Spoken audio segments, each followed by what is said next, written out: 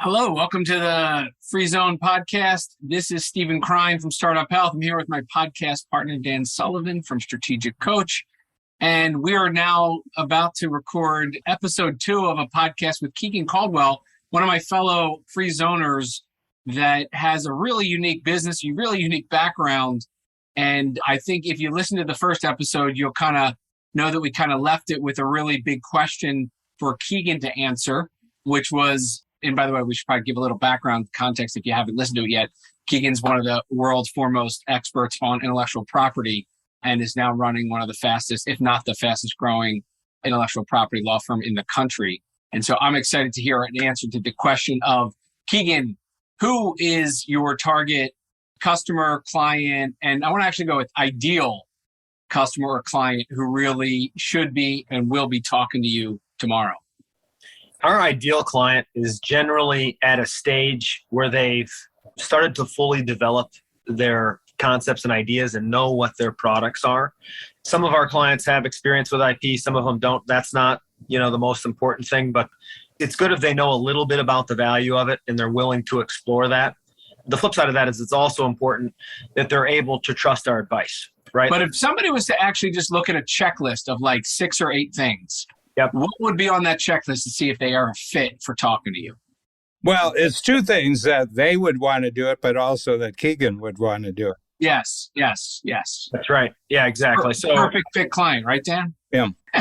Yeah. I mean, somewhat joking, the ideal client that we have has money. And so to spend on IP, right? But that said, we definitely have a lot of unique finance arrangements with companies that we believe in as well, that are on a trajectory that we're able to offset some of those expenses. And we have a specific program that we're unrolling next month called Caldwell Startup, which is a new kind of division of our website that's focused just on early stage startups and providing low cost tools for them to get to the point where we can be of the most use, which is typically around like post-seed pre-A, or somewhere in there is where we have usually a tremendous amount of value because we can help to accelerate the company by using the IP as an asset to help them accomplish business objectives. Now, that's not the easy checklist that you're looking for. So the key things are everyone is a potential candidate, because if they have a concept or an idea that is giving them some differentiation in the market, then they likely have some IP that's worth discussing, protecting,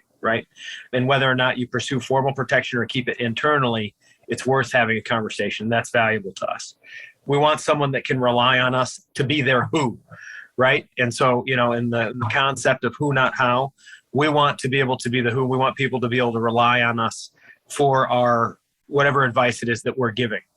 Candidates will also be people that are open to the idea of using the IP to create opportunities for whatever objectives it is that they have, right? So what I mean specifically is a lot of times people have these preconceived ideas that they just want the piece of paper to protect their innovation, but we want to be able to use the IP to create licensing opportunities, to create fundraising opportunities, to drive up value for an IPO or an acquisition. We want to be able to do those things, right? But at its core, we just need an entrepreneur that has a differentiating idea and is willing to listen to the advice that we have. Mm-hmm. All right. I'm going to see if I'm going to repeat back what I heard and how I might explain it to my companies in Startup Health, which is Any entrepreneur with a startup who's raised seed financing should have at the very least a discovery session with you. Yeah.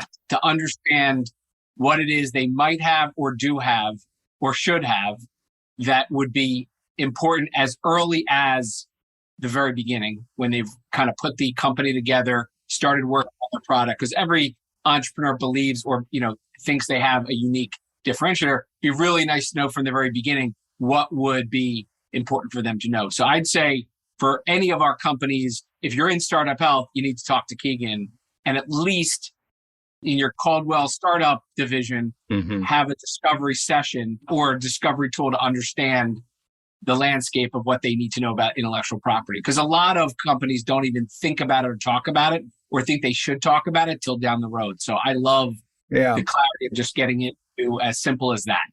Yep. What really strikes me, Keegan, is that the mindset is really crucial because the mindset predicts the behavior.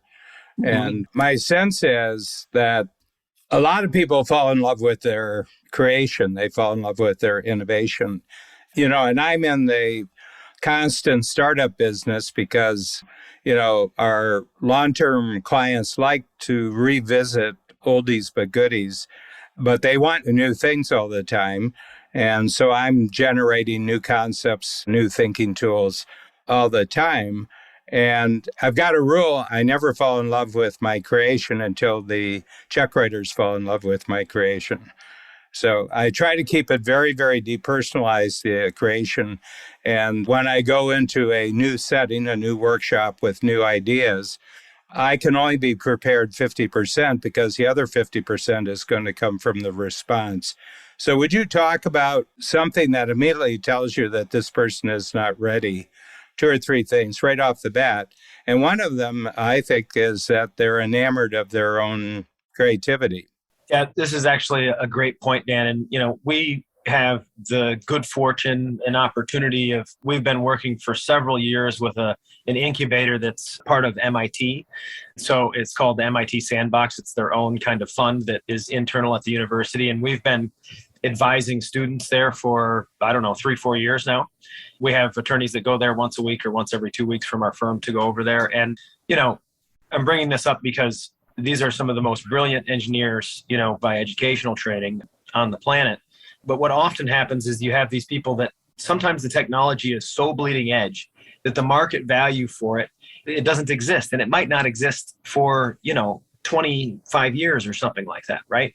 And it's not that it's not a great idea, but I think that just like the tools that we create at our law firm that add value for folks, however an entrepreneur is approaching their innovations, there needs to be some sort of immediate market value and that they can accomplish their overall longer term objectives.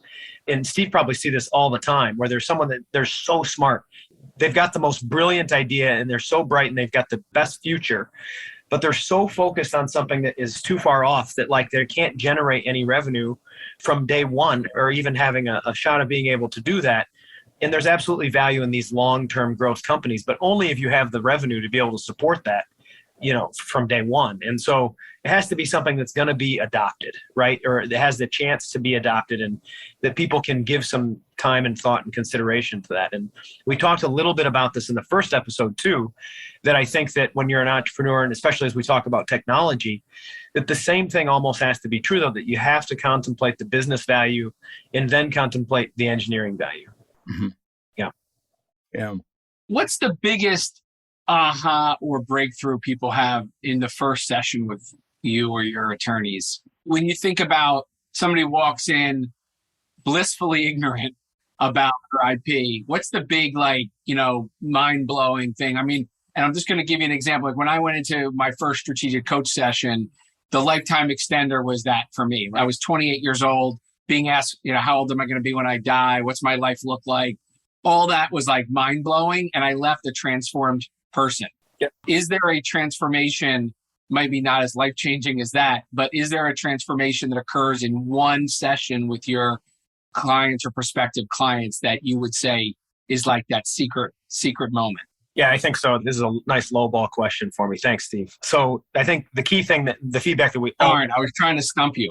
Like 90% of our phone calls that we have, like when people get off, especially in almost all the cases that they worked with another law firm, is that, because we're talking about the value of the IP from day one and how it is that we're going to pursue the things that have the most value and not worry about things as much in the way that we're going to determine that value. And then we throw out things like, we know that, for instance, in 2020, that the average value of a patent on the brokered market was $418,000, right? And so let's say that you make an investment of, $25K or something like that, that you're already getting like a 10X on the value. And that's usually the brokered value is like when you're winding down a company, we're selling out those assets to try to pay back whoever we need to pay. It's not exactly the most opportune time, right?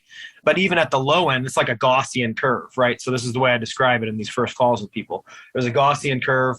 At the bottom of the Gaussian curve, it's like 40K, right, is like the min, and then the max is like 1.1. And this, again, this is all in the brokered market and without there being evidence of use by someone else, right? So like if you had some patents where there was evidence of use, then the value increases by like 219% or something like that, right? And so it becomes exponentially higher than what those normal brokered values would be. So just when I say those things to someone, like an initial call, and they've already spoken with other firms, they're like, we've never heard this before at all.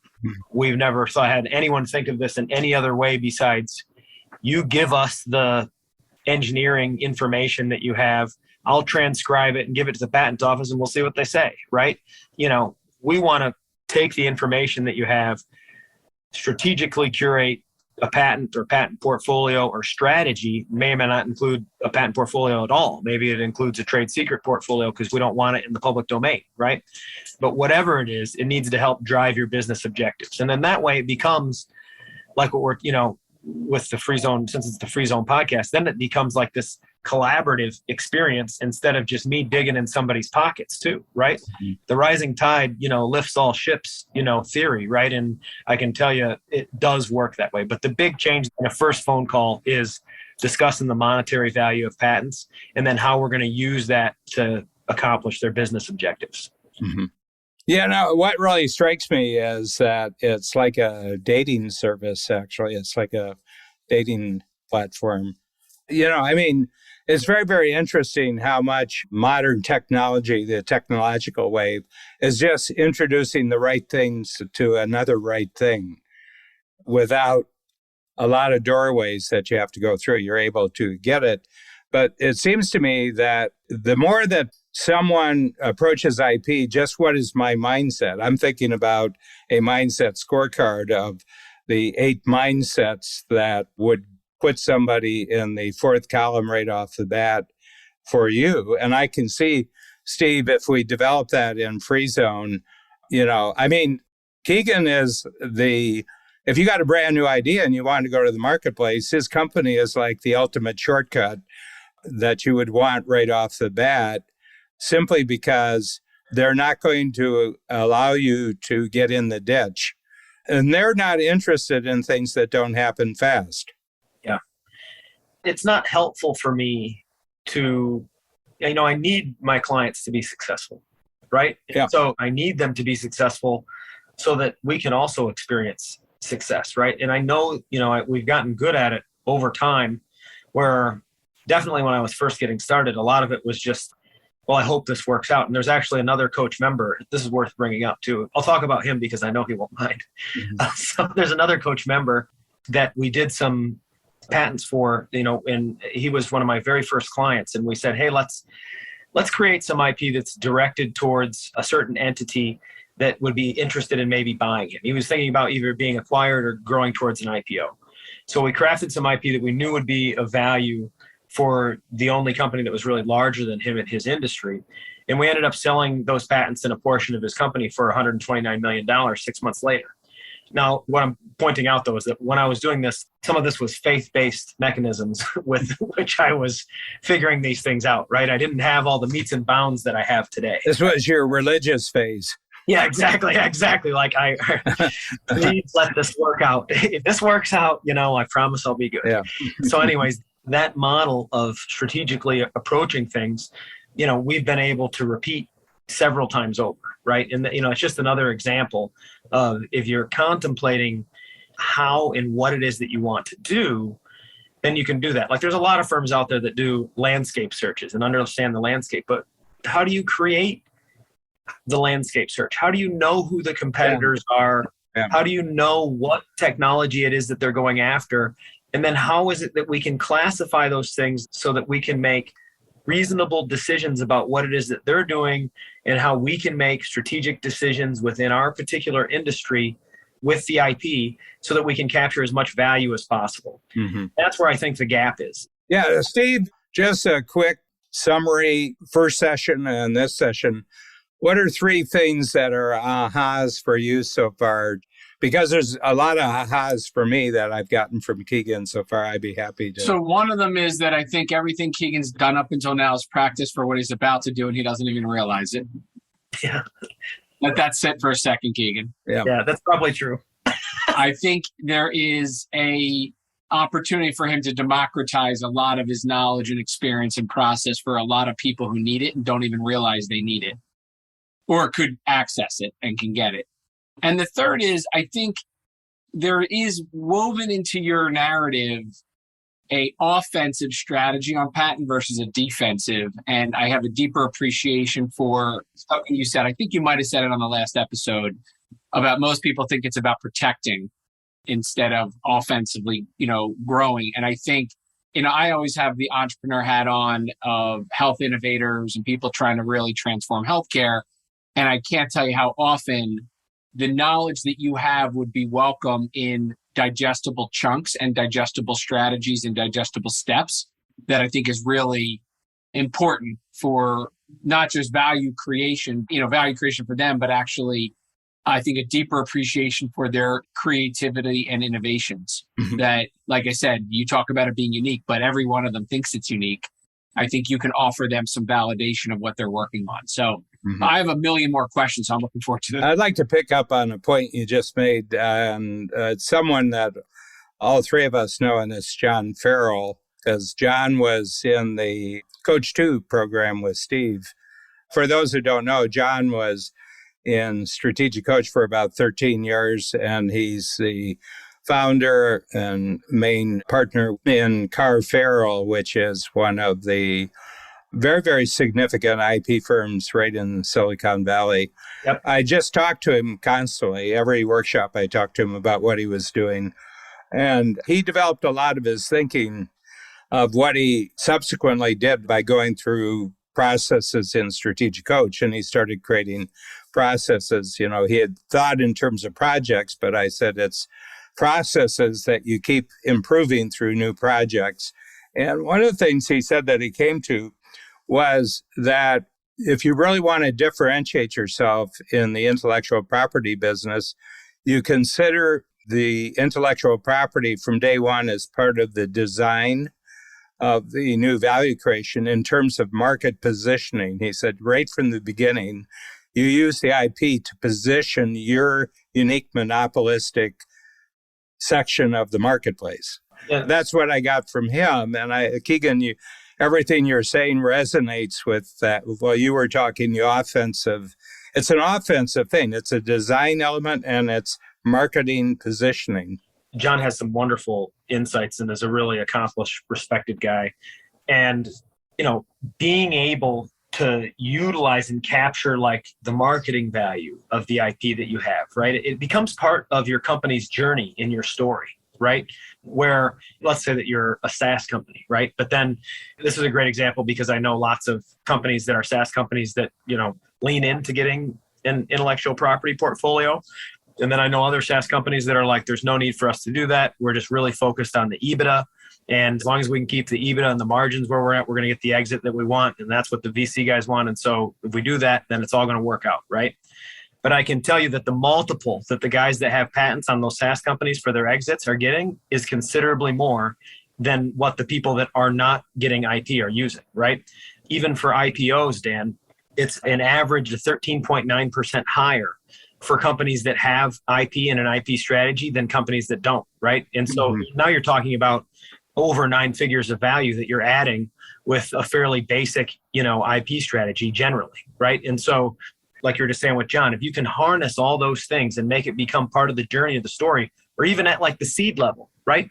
Let's say that you just got a seed and you're going to raise an A, or you have some rolling round at the beginning or something like that, but you've got this technology that you're saying is so great to everyone. An easy way to say that we really believe in it is that we've protected it, right? That we took the initiative to spend the dollars to protect it. It's like a checkbox for early stage investors oftentimes. Yep. Because you've taken the initiative, instead of just being the SaaS company, now you've went ahead and said, no, actually, you know what? We're a technology company, and we're a technology company. We've substantiated that by getting IP that protects the technology that it is that we've created. It's part of the packaging.